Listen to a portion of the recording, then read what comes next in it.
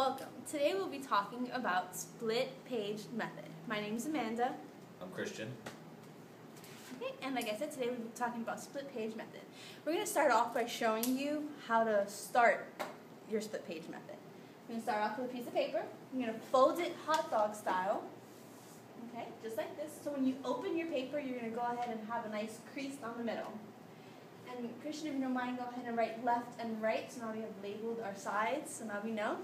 This method works really well with lectures or simply just reading along to take notes. So what you're going to do is, while using this method, for the right side, over here, you're going to write down key points from the reading or from the lecture or from the video, whatever it is that you're doing that you're taking notes for. You're going to write key points or main ideas. Okay, and we'll go ahead and demonstrate with an example later on. And on your left side, it actually can be used for two things. Okay, so for the first way that you can do this is you can write down any questions you may have.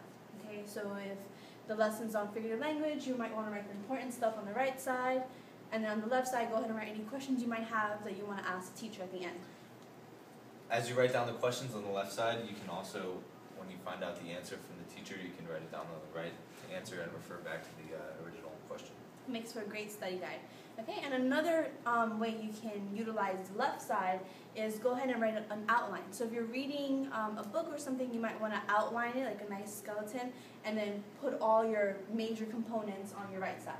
Something you want to avoid doing when using split method is trying to put too much information on the right side while the teacher's lecturing. You want to make sure you're only writing key points down because then it takes away from you listening. So we're going to go ahead and we're going to review one more time. And Christian's going to go ahead and write down what each side is for, and then we're going to go ahead and do an example. Okay? So on the right side, one more time, we're going to write down key components. Okay? So only things that are important. So key components on the right side.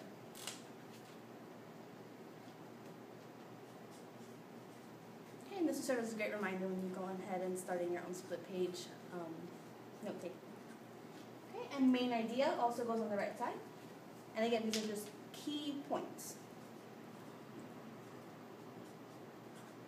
All right. And on the left side, we're going to go ahead and number it number 1. So the first way you can use the left side is by writing down any questions you may have. Okay. And number 2, the second way you can use this is writing an outline.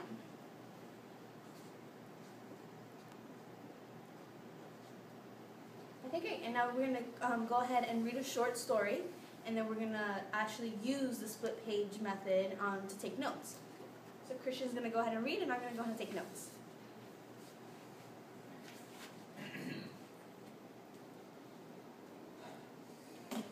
Ready, Amanda? Yes.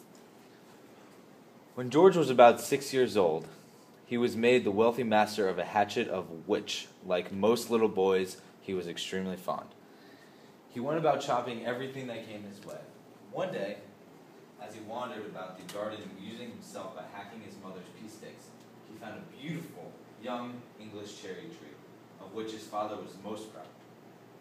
He tried the edge of his hatchet on the trunk of the tree and barked it so it died. Some time after this, his father discovered what had happened to his favorite tree. He came into the house in great anger and demanded to know who the mischievous person who had cut away the bark. Nobody could tell him anything about it. Just then, George, with his little hatchet, came into the room. "George," said his father, "do you know who has killed my beautiful little cherry tree yonder in the garden? I would not have taken 5 guineas for that."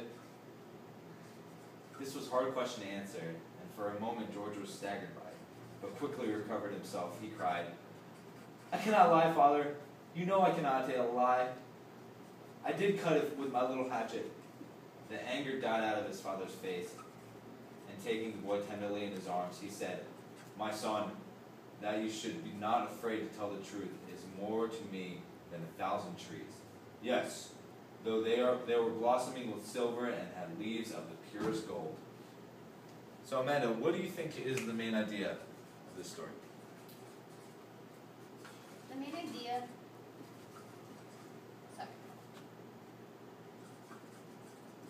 The main idea of the story is to tell the truth, basically like honesty and integrity. Do you think that his father would have remained mad if he didn't know that George cut down the tree? That's a good question. That's actually something that I should have put on my left side, because that's a very good question. That's something that I was actually wondering as you were reading the story.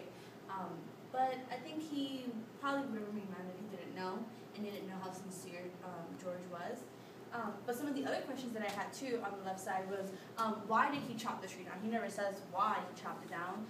Or what does it mean when the father says the leaves were made of gold? So I put, did the tree leaves really have gold? That's an interesting point, because not only was George's father's tree, from what I inferred from reading it, was it very valuable to him, but also that the moralization of the story has to deal with George and his integrity to tell the truth and never lie. And for my right side, so for my main ideas and my main components, I went ahead and I put George chopped down the cherry tree, because that is like, the central part of the story. I put his father loved the tree, and he was the one that found the tree chopped down. And George actually says he can't tell a lie, so that kind of like gave me a hint towards what the moral of the story was. And he confesses, so that shows me that. That's the most important one. Yeah. So that. Also, on the right side, you want to have the most important, like I just said, the most important aspects of the story, the main idea, what answers the questions. Like I said earlier, if you ever have any questions, you write it on the left side, wait for it to be answered, and then write it on the right. And that concludes our split page method lesson. I'm Christian. I'm Amanda. Take care.